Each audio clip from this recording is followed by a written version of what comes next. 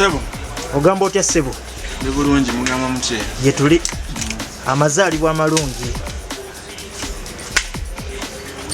Ogatuuseeko. Zanie kanzire mukubire katono. Oyo gwokubiddeyo wa keeki. Kakati ya? Sebo. Muli mutye. Ye tuli. Tuli wano tweyagalamu mpolampola. Mbeera yakutetenkanya nga bwolaba. Okulaba nti tubaako ka small party ke tukola. Okwebaza Katonda byatukoledde. Mwebaza nono. Ekyo si kikulu kasooke tumalirize ekya birthday. Nti bw'otunuulira embeera mwe tuyise kuva we natandika okuyimba bayimbi bannange bangi nnyo tebasobodde kufuuka kino kyendi wadde twatandika nabo nga bansingana n'eddoboozi naye Katonda nannondayo nganze mbeera awo ne ŋŋamba nti naye ddala Katonda ono nze ataawaayo ssente lwaki simwebaza kwe kukola oluyimba olwo lwe mwawulidde olwaweebale luyimba lulungi nnyo nti omuntu osaana ne weebaza Katonda bw'aba aliko ekirungi kyakoze eki kyakoledde kuba emyaka kati gyempezezza soose kulowooza nti 28 naye wenkubidde jjajja naŋŋamba nti gisobamu okoonya 3 nedda nze mbadde ndowooza 28 naye waliwo ndabye nga nkyogerako Samuel naŋŋamba nedda kubira ku jjajja akole eki so ne mukubira jjajja naŋŋamba nti agiweza abajjajja bwe babeera n'ebintu ebyo oluusi emyaka mba sibiriiko nnyo kwegamba gwe wali weeteerawo omwaka gwe gwe baakuzaaliramu nze bulijjo mmanyi nti embeera bwe ntyo mwentambulemu nti sinatuuka ku level 3 naye jjajja akoze eki abyonoonye yambuulidde kyova olaba nti kikonfaminze nti emyaka giri 3 mbadde manya akayimba ka weebale obadde weebaza Mukama kuba mukazi akayimba ako ono mukwano gwange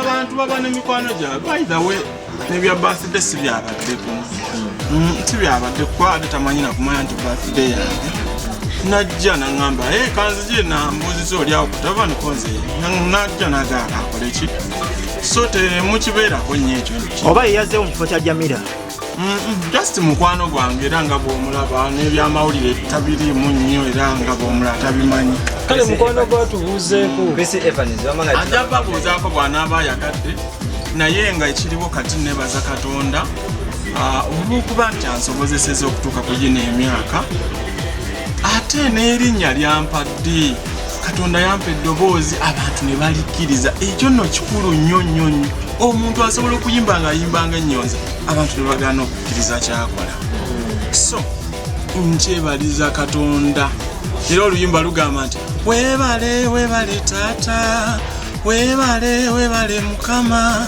tata weebale ebyokola nsiimye buli aliko gwali osaana kwebaza weebale ti mu biseera bya covid abantu batunuulidde nnyo ebizibu bye balimu ebingi naye ne beerabira nti ate waliwo abatasobodde kusimattuka bizibu ebyo okitegeera waliwo alemereddwa n'atuuka okweyokya naye nga gwe tonnatuuka ku eyo level okitegeera waliwo atukwegamba tukirabemu kati nze famire yange natuuka ekiseera nga buli muntu ankubira gundi mulwadde kojjaawo gundi alina korona naye Katonda n'atuyisaawo nga ffe tusigadde tukyali balamu neŋŋamba nti mu bizibu byonna ebyokusula enjala naki kanneebaze Katonda bwe ntuuse okuba nti at least nze nsobodde okusigalawo nga nsitandinga nti wadde bizinesi zifudde naye ndiddamu n'enkola ne biddawo ne bitambula bulungi.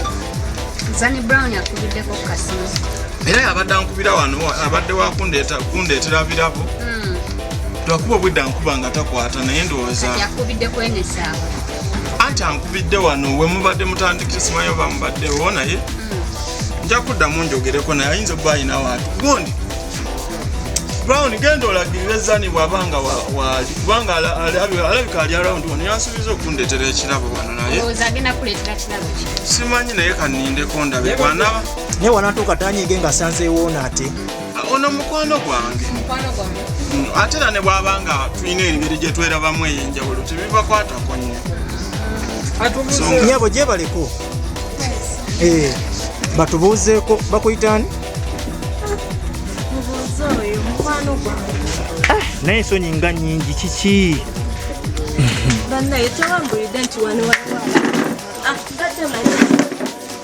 omukyala yekyanze Chris omugole akudduseeko abaana abamu bekyangacanga baaba naye naye omukyala bamutuufu abantu abamu ebya kamera bino tebabitegeera abantu abamu baagala obulamu bwabwe nga buli ki obulamu bwabwe nga buli private kati omukyala ng'oyo omusanze mukyala famire engagga bikyo kitegeera mulabisalabisa ku mativi abamu tebabyagala obadde omwetegekedde wadde oguze n'emmwanyi zino gundi ki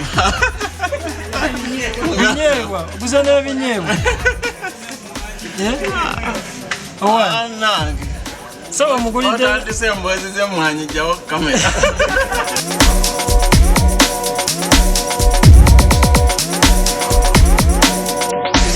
sebo Daudi Chali goze Nokutegera mzee.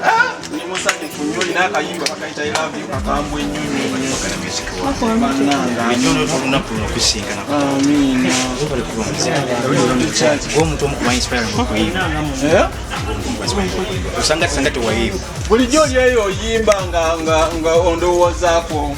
Era bwe nawulidde nti olwairo birthday ziruse zambiri akayimbako nawo ka I love you kanyumidde nnyo bambi mina bali kusiima nawe bali kubeera talented yakusala kundeteka kichika nagamba ti happy birthday Mr. Evans bali kutuka ku Mazaalibwa. Thank you so much Daudi Chali, this is so sweet. Yes.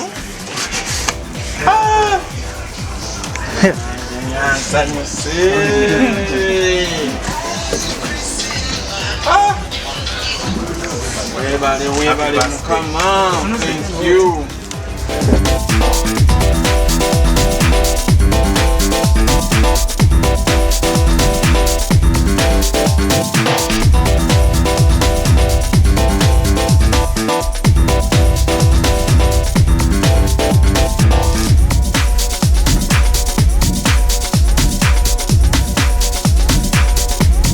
nga katono wanakamalawo omukulu lwaki wasazeewo okuleetera Chris Evans cake?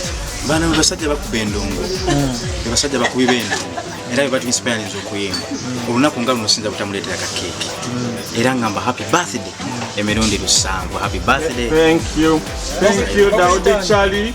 Amanya gange nze Daudi Chali. Kiki osinga okwagala Chris Evans?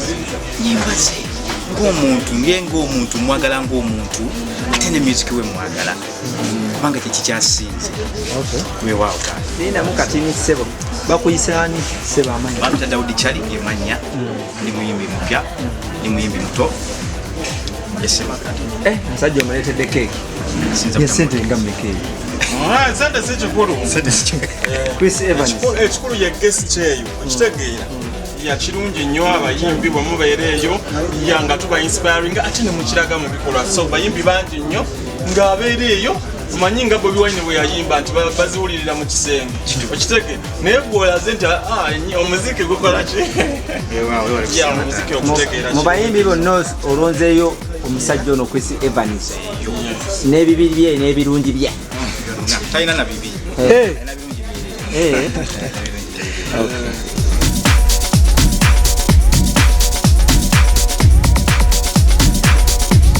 Happy birthday to you. Ocho. Happy birthday, dear Chrissy. Ocho. Happy birthday to you. Happy birthday, dear Chrissy. Sara cake to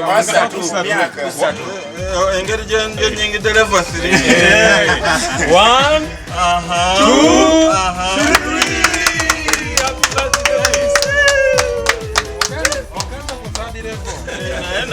Nakakaswanga olwatalwa ngambya ndi mwabiri mu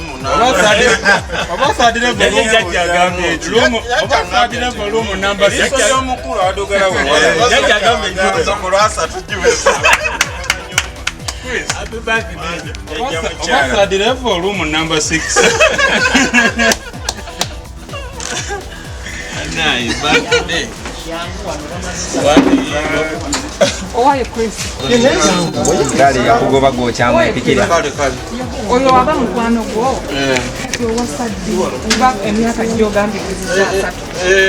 Emyaka gyo gyejo naye katulabe ekyokuwasa nina byempanga ng'omusajja nga bw'omanyi. Mugenda kulya ku keeki baganda bange.